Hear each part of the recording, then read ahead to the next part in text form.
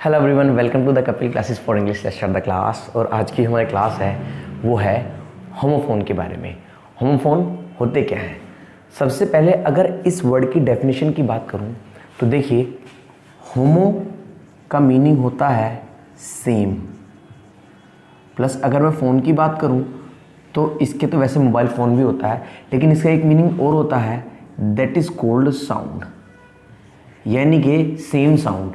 तो मैं कह सकता हूँ होमोफोन जो होते हैं वो वर्ड्स होते हैं जिन वर्ड्स का साउंड सेम होता है, वो कहला जाता है होमोफोन्स। और एक डेफिनेशन और है, प्रॉपर डेफिनेशन की अगर मैं बात करूँ, जिन वर्ड्स का साउंड सेम होता है और वो डिफरेंट मीनिंग जनरेट करते हैं वो होमोफोन्स कहलाए जाते हैं। Let's have a look on some homophones. सबसे पहले वर्ड आता है SAIL और SALE। दोनों का प्रोनाउंसिएशन सेम है, दैट इज कॉल्ड सेल।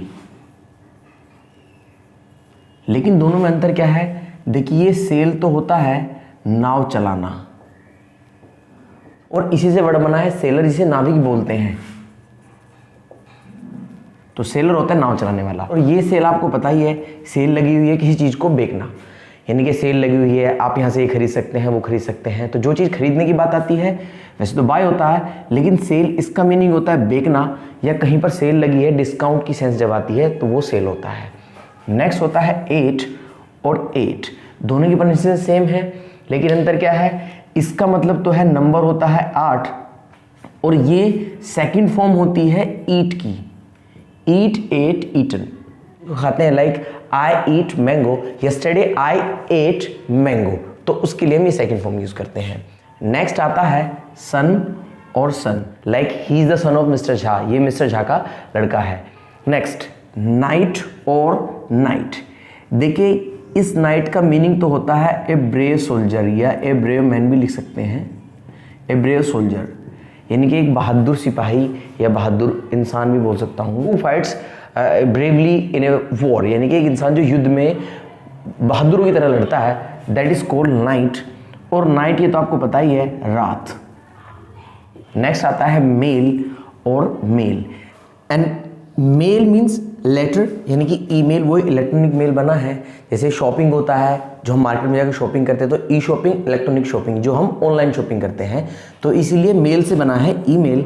और मेल ये तो आपको पता ही है, मैस्कुलिन यानी कि मैन, मेल फीमेल आपको पता ही है, तो ये मेल होता है यानी कि बॉय। नेक्स्ट है स्टेयर्स। स्टेयर्स का मतलब होता है सीढ़ियाँ। जब हम छत पे जाते हैं, अपना नीचे से ऊपर जाते हैं, तो सीढ़ियों के सहारे जाते हैं, तो वो होते हैं हमारे स्टेयर्स, जिसे जीना बोलते हैं, तो वो स्टेयर्स कहलाए जाते हैं। और ये देखिए, ये वर्ब है स्टेयर। स्टेयर का मतलब होता है घूरना, बस ये एस मैंने आपको बताने के लिए लगाया है, वैसे तो ये स्टेयर होता है, लेकिन अगर सिंगुलर के लिए कहीं यूज हो रही है तो वहाँ तो स्टेयर्स ही होगा ना प्रेजेंट में, तो इसीलिए इसका मतलब तो है किसी को घूरना, टू सी समवन कंटिन्यूसली, यानी कि किसी को कंटिन्यूसली देखना। कोल और कोल, देखिए इस कोल का मतलब तो होता है कोयला, कोयला, और इसका मतलब होता है गोभी।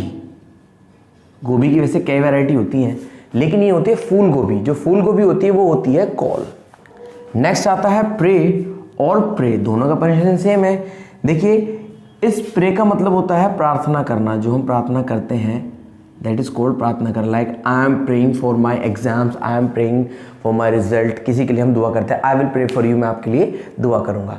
और इस प्रे का मतलब होता है शिकार, एक शेर होता है वो हिरन को शिकार करता है, तो इस तरह से a deer is prey for lion, इस तरीके से हम इसका यूज करेंगे। नेक्स्ट आता है क्लोज और क्लोज। देखिए, इसकी जो प्रोनाउंसिएशन है थोड़ा सा इसमें अंतर है, ये तो होती है क्लोज और ये होती है क्लोज। देखिए, क्लोज का मतलब तो होता है बंद करना, प्लीज क्लोज द डोर, और इसका मतलब होता है नजदीकी, he is my close friend, वो मेरा नजदीकी फ्रेंड है। कहते हैं he is my close friend, he is very close to me, वो मेरे बहुत नजदीक है, बहुत करीबी है, ये वो सेंस है, और इसका मतलब होता है बंद करना। नेक्स्ट आता है देयर। इसकी तो पूरी क्लास आपको यूट्यूब पे मिल जाएगी, जिसका लिंक भी मैंने डिस्क्रिप्शन बॉक्स में दिया हुआ है, ये तो प्रॉपर है। इसका मतलब छोटा सा मीनिंग मैं यहाँ बता सकता हूँ, वहाँ, और ये होता है उनके की सेंस जनरेट करता है। इसका एग्जाम्पल मैं आपको दे सकता हूँ, जैसे they are doing their work, यानी कि वो अपना काम कर रहे हैं। तो ये तो उनके अपने की सेंस जनरेट करता है और ये वहाँ का मीनिंग जनरेट करता है।